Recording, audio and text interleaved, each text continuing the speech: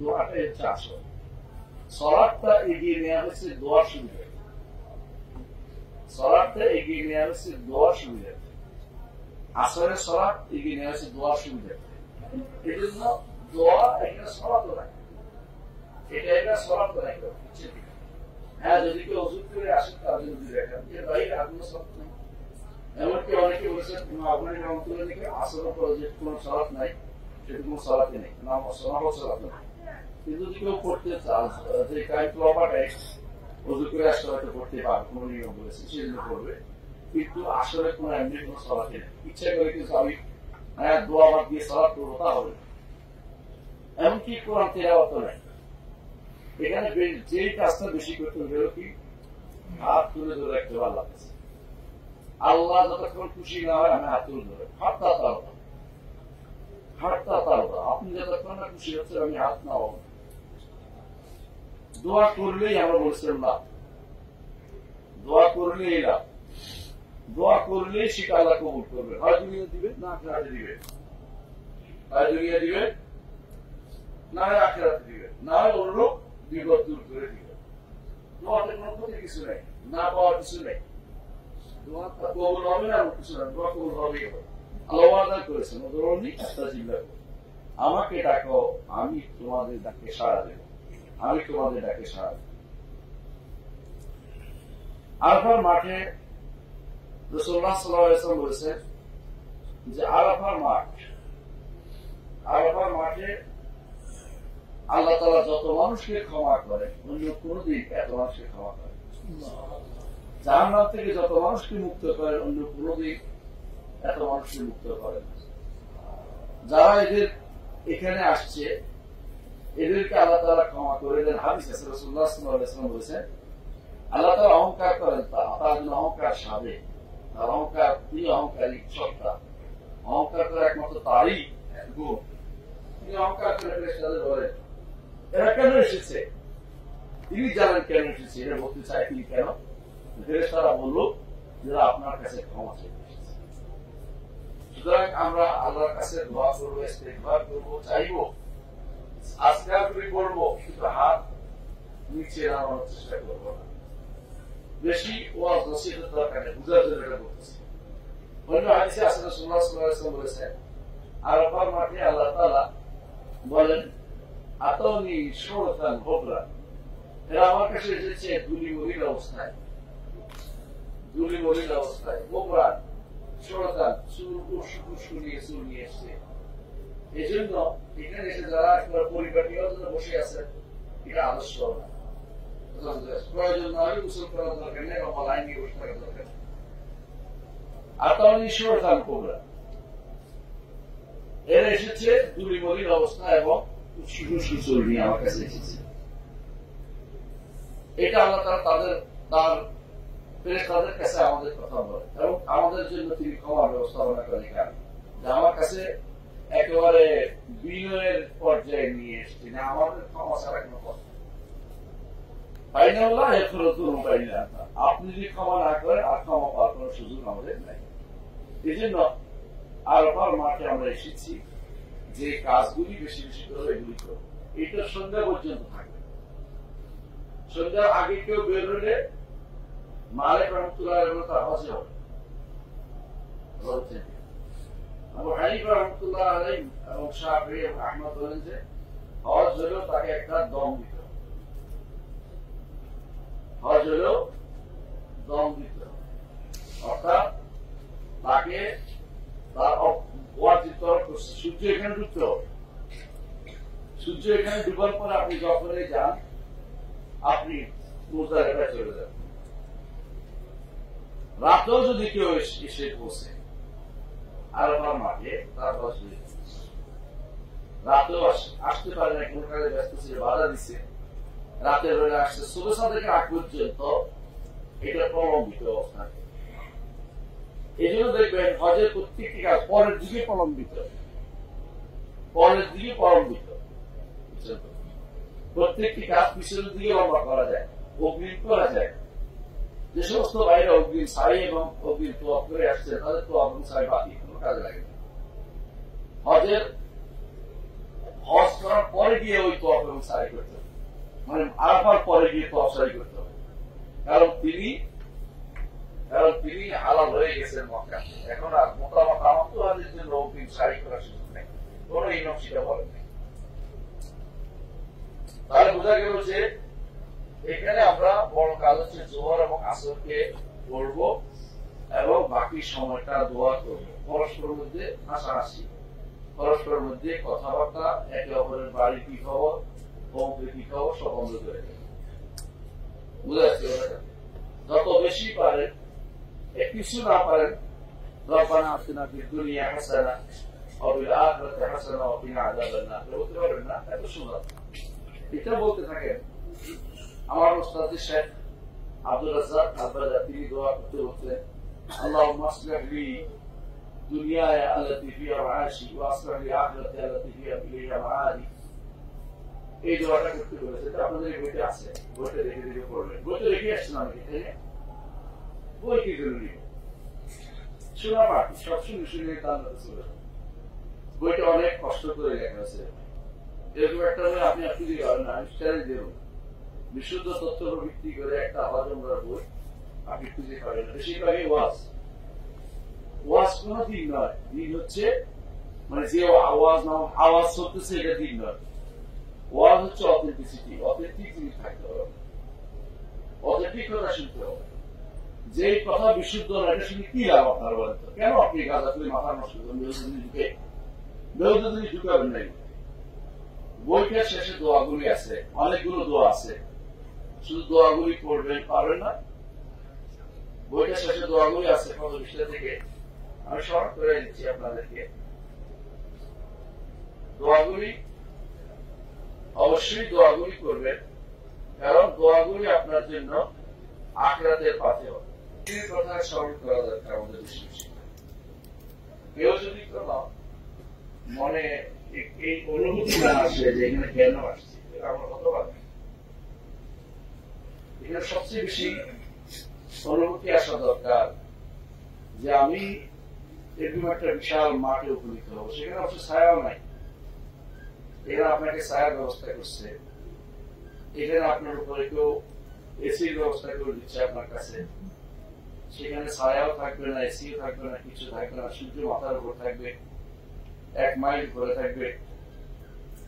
এটা আমাদের স্মরণে আসা উচিত।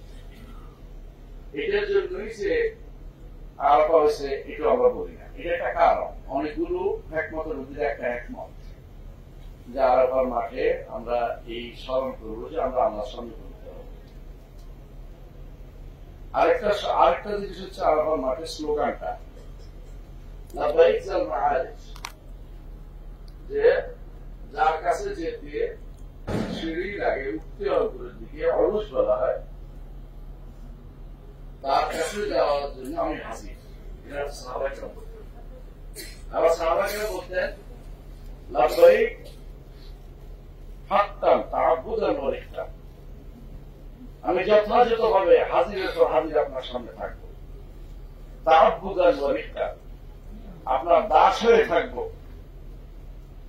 আপনার বৃত্ত হয়ে থাকবো, আপনার দাস হয়ে থাকবো সারা জীবন। সাহাবায়ে কেরাম ঘোষণা করতেন লাব্বাইক হাক্কান তাআব্বুদান ওয়া ইহসান, লাব্বাইক জাল মাআরিজ, লাব্বাইক ওয়াল খায়রু বিয়াদাইক। আর বলতেন তারা লাব্বাইক আমি হাজির, আপনার হাতে যাতে চলবে, লাব্বাইক ওয়াল খায়রু বিয়াদাইক। এটা সাহাবায়ে কেরাম বারবার কেন বলতেন? কারণ তারা তালবিয়ার অর্থ বুঝছেন, এই জন্য তারা বিভিন্ন শব্দ হিসেবে ব্যক্ত করতেন। হাজিরের অর্থ কি? আমরা হাজিরা দিতে এসেছি, হাজিরা দিতে এসে যদি কোন আল্লাহর জন্য বিনয় হতে না বলে তার দুর্ভাগ্য। কোন মহামনিবের কাছে কেউ যদি হাজিরা দিতে আসে, সে কোনদিন এদিক সেদিক কথাবার্তা বলে না, বিনয় থাকে।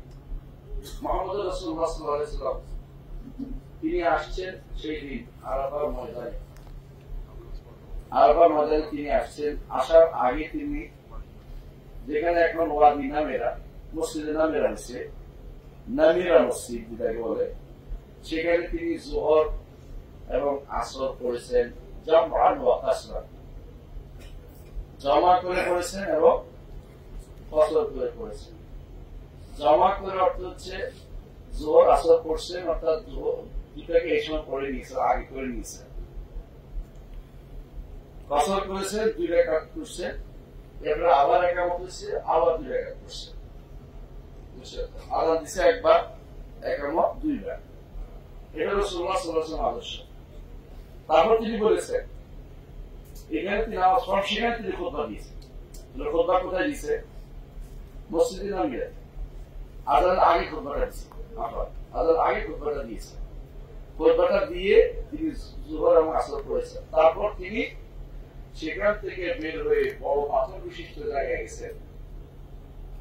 বড় পাথর বিশিষ্ট জায়গা, সেটা হচ্ছে পাহাড়ের পাদদেশে গেছে। এবং তিনি বলেছেন, আমি এখানে দাঁড়ালাম, আরাফাত যেখানে পারো সেখানে দাঁড়াবে, তবে বতনে ওরানাতে দাঁড়াইও না। বতনে ওরানা হচ্ছে মসজিদে নববীর পাশে জায়গা, সেখানে তোমরা দাঁড়িও না, সেটাকে অনুমোদন করা হয়নি। অর্থাৎ যেখানে নামাজ পড়ছে সেখান থেকে সরে যেতে হচ্ছে, ভিতরে চলে আসছে। রাসূলুল্লাহ সাল্লাল্লাহু আলাইহি ওয়াসাল্লাম তাহলে নামাজ কিন্তু বাইরে পড়ছে, আর আপনার বাইরে নামাজটা পড়ছে, জোর আছে। আমাদের তো এত মানুষের জায়গা হবে না, এই জন্য আমরা ভিতরে পড়ছি, আগেও আসছি, ফজরও পড়ছি, কোন সমস্যা নেই। আমাদের নিকট ফজরের পর থেকে শুরু বসা, আমাদের নিকট ফজরের পর থেকেই বসা যায়, বসে থাকতে পারে। সেজন্য আমরা বসে আছি আমাদের একটা তো আমাদের কত আছে। এই সময় আমাদের বেশি দরকার গুরুত্বের সাথে সালাত দুটি আদায় করা এবং এরপরে দোয়াতে লিপ্ত হওয়া। রাসূলুল্লাহ সাল্লাল্লাহু আলাইহি ওয়াসাল্লাম এই সময়ে দোয়াতে লিপ্ত হয়েছে, মানে সালাত এবং খুতবা এবং সালাতের পরে দোয়াতে লিপ্ত হয়েছে। আমরা সেটা করব না, সারা দোয়াতে লিপ্ত হব। পাহাড়ের পাদদেশে যাবেন না, পাহাড়ের পাদদেশে যাওয়া সুন্নত না। রাসূল বলছেন, আমি এখানে দাঁড়াইলাম, কোথাও না কোথাও দাঁড়াইতেই হবে। সব আরাফার সব জায়গা দাঁড়ানোর জায়গা, সব জায়গা অবস্থানের জায়গা। আমরা এখানে অবস্থান করলে রাসূলের আদর্শ মোতাবেক অবস্থান হয়ে যাবে, সুন্নাহ মোতাবেক তার নির্দেশ প্রতিপালন করা হবে। পাহাড়ে উঠা সুন্নত না, রাসূল পাহাড়ে উঠেন নাই, রাসূল পাহাড়ে উঠেন নাই। ভাষণ সেই পাহাড় থেকে ভাষণ দেন নাই, এটা একটা মিথ্যা কথা, মিথ্যা চালু আছে আমার দেশে। রাসূল পাহাড় থেকে ভাষণ দিচ্ছে, মিথ্যা কথা। রাসূল পাহাড়ে উঠেন নাই, রাসূল পাহাড়ের নিচে বড় পাথর, যেখানে আপনি অনেক সময় আসছেন, আগে মদিনা মক্কা দেখতে আসছেন, বড় পাথর আছে, বড় পাথরে গেলে কেবলামুখী হয়ে আসরের পথে শুরু করে মাগরিব পর্যন্ত পুরো সময়টা তিনি দোয়া করেছেন। কারোর সাথে গল্প করেন নাই, গুজব করেন নাই, দরকারি কথার বাইরে বলেন নাই। সূর্যাস্তের কিছুক্ষণ আগে তিনি বললেন যে মানুষদেরকে জড়ো করে আমি কথা বলব। তারপর তিনি বললেন, আল্লাহ তাআলা তোমাদের একজনের অপরাধ আরেকজনের জন্য আল্লাহ তাআলা একটা উঠে দিয়ে ক্ষমা করে দিয়েছেন। আর আবার মাটি যেন ক্ষমা যে সুযোগ পেতে হয়, আল্লাহ তাআলা একজনের কারণে হয়তো আরেকজন সবাইকে ক্ষমা করে দেবেন। এই জন্য ক্ষমা পাওয়ার জন্য চেষ্টা করতে হবে, লেগে থাকতে হবে। ঘুমানোর জন্য চিন্তা করবেন না, যত ঘুম না আসে, ঘুম এসে গেলে বাড়িতে তো কিছু করার নেই, জোর করে ঘুমাবে না। ঘুমটা গেছেন কিছু, আজকে আপাতত এখন থেকে শুরু করে সন্ধ্যা পর্যন্ত আর কোন ঘুমের চিন্তা করবেন না, আর গল্প চিন্তা করবেন না। এই সময় দোয়াটা হচ্ছে মেইন, এই সময় দোয়াটাই হচ্ছে আসল। আর আমার মাঠে তারপর রাতেও আসতে পারে না, কোন কাজে ব্যস্ত ছিল, বাধা দিচ্ছে, রাতের বেলা আসছে, সুবহ থেকে আগ পর্যন্ত এটা প্রলম্বিত অবস্থান। এই জন্য দেখবেন হজের প্রত্যেকটি কাজ পরের দিকে প্রলম্বিত, পরের দিকে প্রলম্বিত। প্রত্যেকটি কাজ পিছনের দিকে লম্বা করা যায়, অগ্রিম করা যায়। যে সমস্ত বাইরে অগ্রিম সাই এবং অগ্রিম তোয়াব করে আসছে, তাদের তোয়াব এবং সাই বাকি কোনো কাজে লাগে না।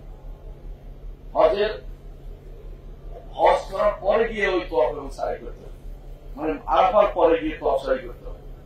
কারণ তিনি কারণ তিনি হালাল হয়ে গেছেন মক্কা। এখন আর মোটামুটি আমার তো হাদির জন্য অগ্রিম সারি করার সুযোগ নেই, কোন ইমাম সেটা বলেননি। তাহলে বোঝা গেল যে এখানে আমরা বড় কাজ হচ্ছে জোহর এবং আসরকে পড়বো এবং বাকি সময়টা দোয়া করবো, পরস্পরের মধ্যে হাসাহাসি, পরস্পরের মধ্যে কথাবার্তা, একে অপরের বাড়ি কি খবর, অমুকের কি খবর, সব বন্ধ করে দেবে। বুঝে আসছে? যত বেশি পারেন, কিছু না পারেন, রব্বানা আতিনা ফিদ দুনিয়া হাসানা ওয়া ফিল আখিরাতি হাসানা ওয়া কিনা আযাবান নার বলতে পারবেন না? এত সুন্দর এটা বলতে থাকেন। আমার উস্তাদ শেখ আব্দুর রাজ্জাক আল-বাদা তিনি দোয়া করতে বলতেন, আল্লাহুম্মা আসলিহ লি দুনিয়ায়া আল্লাতী ফিহা মাআশি ওয়া আসলিহ লি আখিরাতি আল্লাতী ফিহা ইলাইহা মাআদি। এই দোয়াটা করতে বলেছে। এটা আপনাদের বইতে আছে, বইটা দেখে দেখে পড়বেন। বইটা রেখে আসছেন অনেকে, তাই না? বই কি জরুরি? শোনা পাঠ সব শুনে শুনে তার চলে। বইটা অনেক কষ্ট করে লেখা হয়েছে। এরকম একটা বই আপনি খুঁজে পাবেন না, আমি চ্যালেঞ্জ দেব। বিশুদ্ধ তথ্যের উপর ভিত্তি করে একটা হজমরার বই আপনি খুঁজে পাবেন না। বেশিরভাগই ওয়াজ। ওয়াজ কোন দিন নয়, দিন হচ্ছে মানে যে আওয়াজ চলতেছে এটা দিন নয়। ওয়াজ হচ্ছে অথেন্টিসিটি, অথেন্টিক জিনিস থাকতে হবে, অথেন্টিক কথা শুনতে হবে। যে কথা বিশুদ্ধ না এটা শুনে কি লাভ আপনার বলেন তো? কেন আপনি গাঁজা করে মাথা নষ্ট করেন? বেহুদা জিনিস ঢুকাবেন নাই। বইটার শেষে দোয়াগুলি আছে, অনেকগুলো দোয়া আছে, শুধু দোয়াগুলি পড়বেন, পারবেন না? বইটার শেষে দোয়াগুলি আছে কত বিষয় থেকে আমি স্মরণ করে দিচ্ছি আপনাদেরকে। দোয়াগুলি অবশ্যই দোয়াগুলি করবেন, কারণ দোয়াগুলি আপনার জন্য আখিরাতের পাথেয়, আখিরাতের পাথেয়। 302 পৃষ্ঠা থেকে দোয়াগুলো আছে, বেশি নেই, 2 থেকে 305 পর্যন্ত। বারবার দোয়াগুলি করবেন। এক এক দোয়া যদি 100 বার হয় কোনো সমস্যা আছে? কোনো সমস্যা নেই, দোয়াগুলি করবেন। আর মনে রাখবেন, আলহামদুলিল্লাহ আমরা বিতর্কে যাবো না, কিন্তু রাসূল যেটা করেছেন সেটা করবো। জোহর আসরকে একসাথে করবো। কেউ যদি আপনাদেরকে বলে যে রাসূল তো এটা নামিরাতে করেছেন, তাহলে এটা কি করে ভুল করা হয় না বলেন তো? এবং রাসূল তো মক্কায় না, বাংলাদেশ না, বন্ধ করে দিব। বুঝলেন আপনি কথাটা? এই জাতীয় কথাগুলি হচ্ছে স্তর্ক লাগানোর কথা। আবার একদল বলে যে রাসূল তো পোড়ামাটি করছেন, আপনারা এখন তাবুতে করেন, যেমন কথা হইল তাবু খুলে ফেলে যাইছিল, তাবু লাগাই খাওয়া হইলো, এটা কি হচ্ছে? এরকম কথা হইল। এটা মানে বেহুদা তর্ক করার